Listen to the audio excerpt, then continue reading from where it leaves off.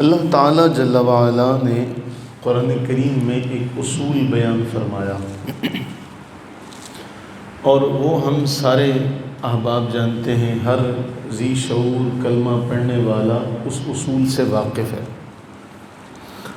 وہ اصول یہ ہے وَلَنَبْلُوَنَّكُمْ بِشَيْءٍ مِّنَ الْخَوْفِ وَالْجُوعِ وَنَقْصٍ مِّنَ الْأَمْوَالِ وَالْأَنفُسِ وَالثَّمَرَاتِ۔ اللہ جل وعلا ارشاد فرما رہا ہے کہ ہم ضرور بے ضرور تمہیں آزمائیں گے، کبھی خوف سے، کبھی بھوک کی وجہ سے، کبھی پھلوں کی کمی سے، کبھی جانوں کی کمی سے، کبھی مال کی کمی سے۔ بِشَيْءٍ مِّنَ الْخَوْفِ وَالْجُوعِ وَنَقْصٍ مِّنَ الْأَمْوَالِ وَالْأَنفُسِ وَالثَّمَرَاتِ، ان سب چیزوں سے تمہیں آزمائیں گے۔ اور قرآن کریم میں یہ آزمانے کا جو جملہ ہے متعدد مقامات پر ذکر کیا۔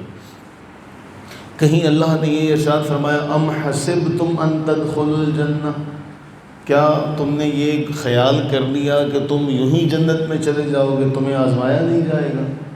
پھر اللہ تعالیٰ قرآن میں یہ ارشاد فرماتا ہے کہ تمہیں احسب الناس، لوگ کیا سمجھتے ہیں، ان یترکوا، انہیں چھوڑ دیا جائے گا کہ وہ اتنا کہیں گے کہ آمنا، ہم ایمان لائے، وہم لا یفتنون، انہیں فتنے میں نہیں ڈالا جائے گا، آزمائش میں نہیں ڈالا جائے گا۔ ایک اصول بیان کیا وَلَقَدْ فَتَنَّ الَّذِينَ مِن قَبْلِهِمْ، ہم نے ان سے پہلے جو لوگ ہیں ان کو بھی آزمائش کی اس چکی سے، اس بھٹی سے گزارا، انہیں بھی گزاریں گے۔ کیوں؟ فَلَيَعْلَمَنَّ اللَّهُ الَّذِينَ صَدَقُوا، تاکہ اللہ جان لے یا اللہ اس بات کو ظاہر کرے کہ کون سچا ہے اللہ کو ماننے میں اور کون سچا نہیں ہے، کون جھوٹا ہے۔ تو یہ اب اصول ہے۔ تو مومن کے ساتھ جب یہ اس طرح کا کوئی معاملہ ہوتا ہے تو وہ کہتا ہے کہ یہ تو اللہ کی طرف سے ہے۔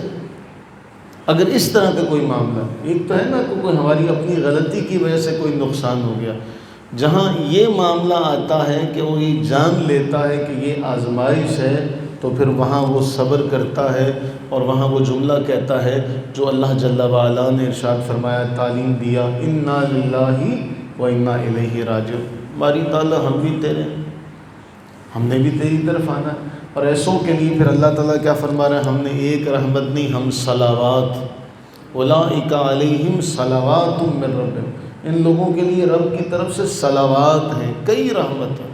اب ایسے کا جو معاملہ ہے وہ اللہ نے بیان کیا قرآن میں، نبی علیہ السلام نے احادیث طیبہ میں جو بیان فرمایا، مختلف روایات اس حوالے سے بیان فرمائی۔ مسند احمد بن حنبل کی حدیث نمبر ہے 7814۔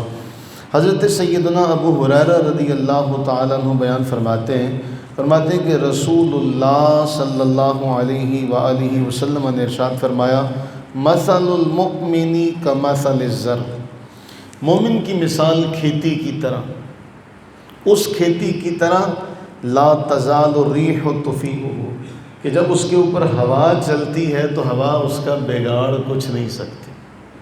جیسے گھاس ہے، اب گھاس اگ جائے زمین سے، جتنی تیز ہوا چلے گھاس جھک تو جائے گا لیکن ٹوٹے گا نہیں۔ تو مومن کے ساتھ یہ معاملہ ہے کہ جب اس کے اوپر کیونکہ وہ جانتا ہے، معاملہ یہاں ہے کہ جس مومن کو یہ پتہ ہے کہ یہ اللہ جل وعلا کی طرف سے ہے، تو وہ آزمائشوں کے اوپر وہ کبھی فتنے کا اس شکار نہیں ہوتا، اس طرح سے وہ کہتا کوئی نہیں اللہ کی طرف سے۔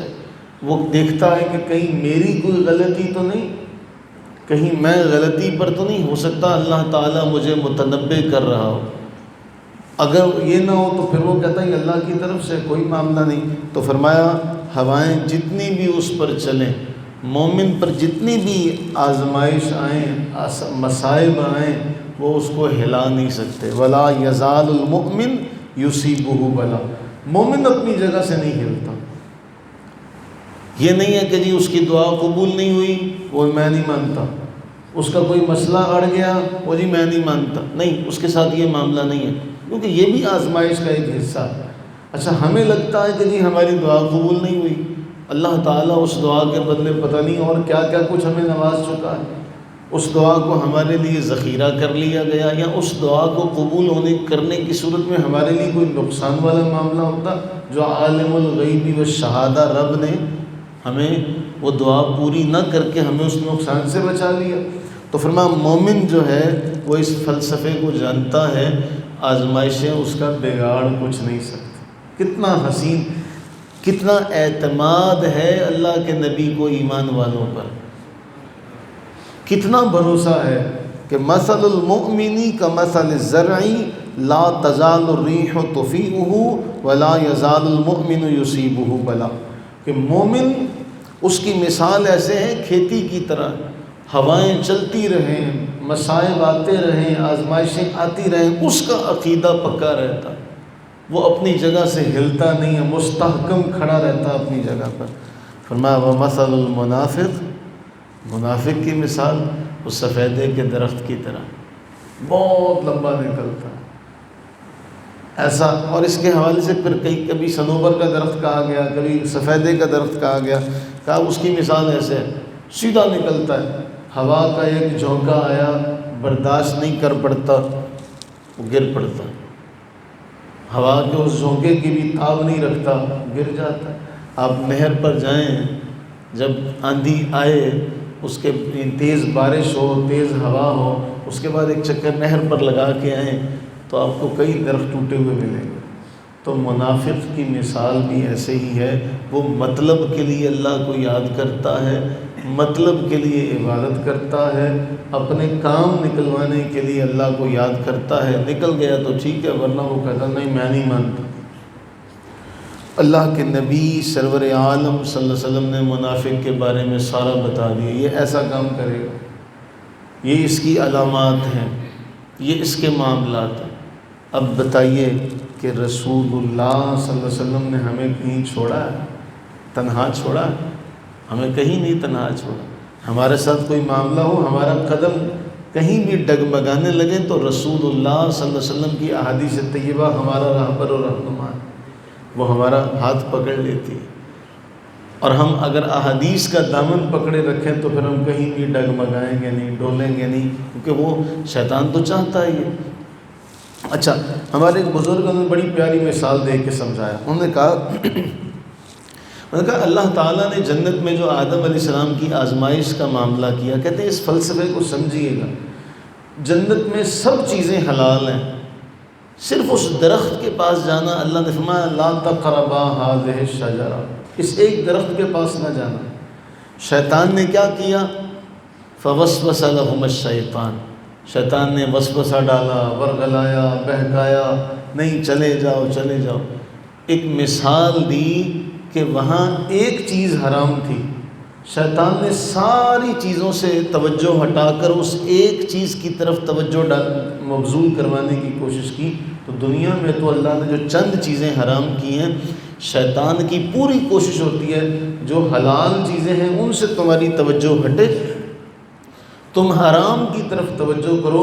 تو اللہ نے تمہیں وہ جو نمونہ تھا، وہ جو ماڈل تھا، وہ تو پہلے بتا دیا کہ شیطان یہ کام کرے گا اور ایسے کرے گا اور ایسے کرتا ہے۔